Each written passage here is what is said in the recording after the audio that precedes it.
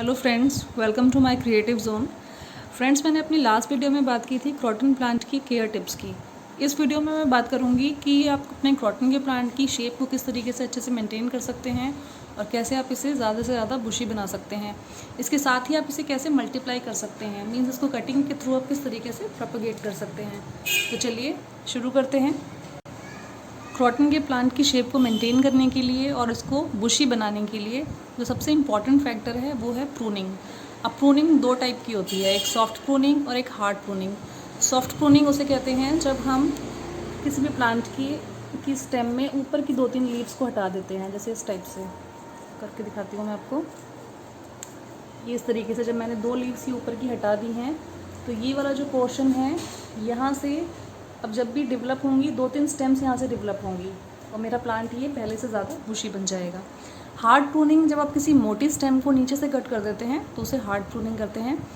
Croton के plant को बुशी बनाने के लिए आपको हार्ड प्रूनिंग करने की कोई ज़रूरत नहीं है, आपको सिर्फ सॉफ्ट प्रूनिंग करनी है। और सॉफ्ट प्रूनिंग भी आपको या तो फरवरी मार्च में करनी है या फिर आपको रेनी सीज़न में करनी है, क्योंकि रेनी सीज़न में क्रॉटन की ग्रोथ बहुत फास्ट होती है। जब प्रूनिंग करेंगे आपको 10-15 दिन के अंदर ही रिज़ल्ट भी निकलना उसका शुरू हो जाएगा। जब भी हम प्लांट की प्रूनिंग करते हैं तो वो बहुत अच्छा टाइम होता है कि हम उसको प्रोपगेट कर लें, कटिंग के थ्रू उसको हम और ज़्यादा बढ़ा लें, मल्टीप्लाई कर लें। तो हमें कैसे इसको प्रोपगेट करना है, कैसे इसकी कटिंग को लगाना है, क्या करना चाहिए और क्या नहीं करना चाहिए, इसके बारे में चलिए थोड़ी सी बात करते हैं। तो चलिए पहले मैं यहाँ से इसकी कटिंग ले लेती हूँ। मेरे प्लांट की शेप नीचे से थोड़ी सी ख़राब हो रही है, ये बहुत नीचे से लेगी हो रहा है, तो ये वाली स्टेम मैं कटिंग के लिए लूँगी। स्टेम मैंने यहाँ से ये देखिए, ये स्टेम मैंने यहाँ से कट कर ली है। जब भी आप स्टेम को कट करें तो उसमें से जो एक्स्ट्रा लीव्स हैं उसकी उन्हें ज़रूर हटा दें, क्योंकि ये लीव्स तो वैसे भी सूखनी ही हैं और जितनी ज़्यादा लीव्स आप इसके ऊपर छोड़ेंगे रूट को डेवलप होने में उतना ही ज़्यादा टाइम लगेगा। तो सारी नीचे की लीव्स हटा देंगे, बस ऊपर की 3-4 लीव्स हम ये रहने देते हैं। अब इसके बाद में ये जहाँ से हमने कटिंग की है इसको 45 डिग्री के एंगल्स पे आपको काटना है। 45 डिग्री के एंगल पे काटने का लॉजिक ये है कि इससे रूट को डेवलप होने के लिए एक बड़ा सरफेस एरिया मिल जाता है। अगर सीधे सीधे काटेंगे तो कम सरफेस एरिया होगा, 45 डिग्री के एंगल पे काटेंगे तो बड़ा सरफेस एरिया होगा। इसके बाद में क्रॉटन की स्टेम में फंजीसाइड आप ज़रूर लगा लें कटिंग में। अगर फंजीसाइड आपके पास नहीं है तो आप एलोवेरा जेल लगा सकते हैं। एलोवेरा जेल एक बहुत अच्छा रूटिंग हार्मोन है और एक बहुत अच्छा फंजीसाइड भी है। क्रॉटन की कटिंग में फंगस लगने का बहुत ज़्यादा डर रहता है, इसलिए आप फंजीसाइड का यूज़ ज़रूर कर लें। इस तरह से फंजीसाइड हमने लगा लिया है।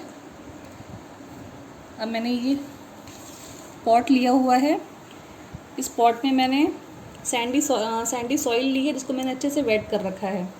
इसमें हम होल बनाएंगे, बहुत ज़्यादा डीप नहीं रखना है और इस कटिंग को हम सीधे सीधे इसमें लगा देंगे।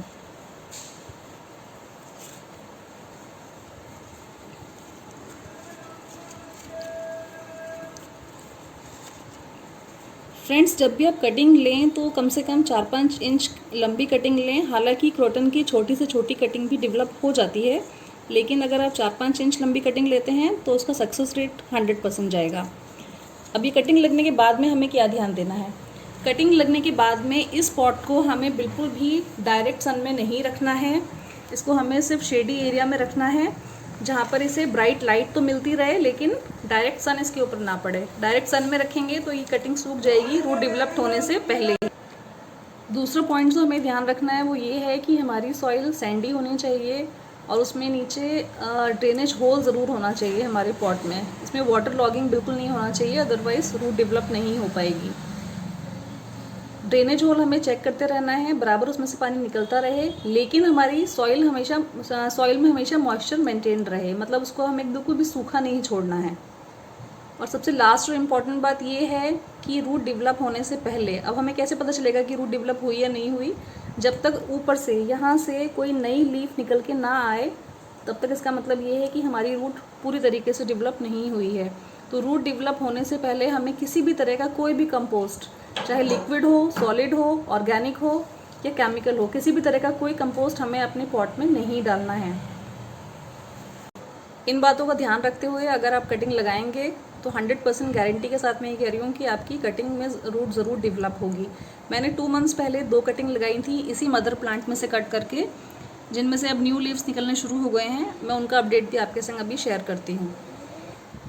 देखिए फ्रेंड्स, ये 2 महीने पहले मैंने इसी मदर प्लांट में से कट करके इसकी प्रूनिंग करके मैंने ये 2 छोटी छोटी कटिंग्स अपने ये 2 प्लास्टिक कंटेनर्स में लगा दी थी, और इन दोनों में से ही अब न्यू लीव्स, ये देखिए आप ऊपर देखिए, न्यू लीव्स निकलने शुरू हो गए हैं।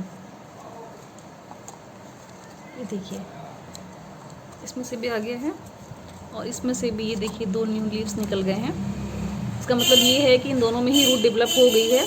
इसके संग संग मैंने एक सिंगल लीफ भी इसमें लगाई थी। ये देखिए एक सिंगल लीफ लगाई थी इसमें भी और इसमें भी, क्योंकि क्रॉटन के लिए कहा जाता है कि ये सिंगल लीफ से भी डेवलप हो जाता है इसका रूट स्ट्रक्चर।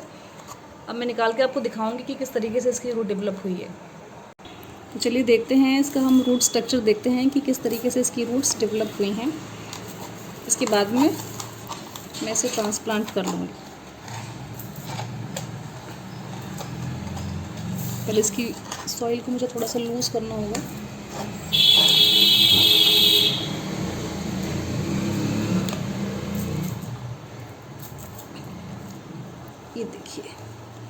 ये देखिए फ्रेंड्स, कितनी खूबसूरत रूट्स इसकी डेवलप हो गई हैं। ये पूरा एक बहुत ही सुंदर प्लांट बन चुका है 2 मंथ्स के अंदर।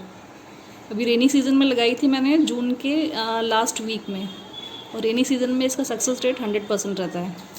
अब मैंने जो ये सिंगल लीफ लगाई थी इसको भी मैं निकाल के देखती हूँ कि इसमें भी रूट आई हैं या नहीं आई हैं।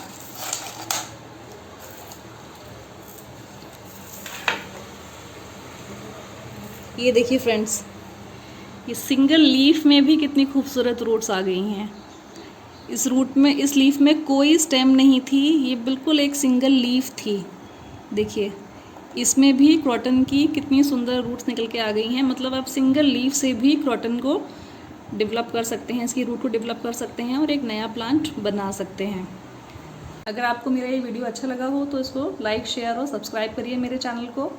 प्लीज़ कमेंट्स करिए। Thank you so much for watching this video.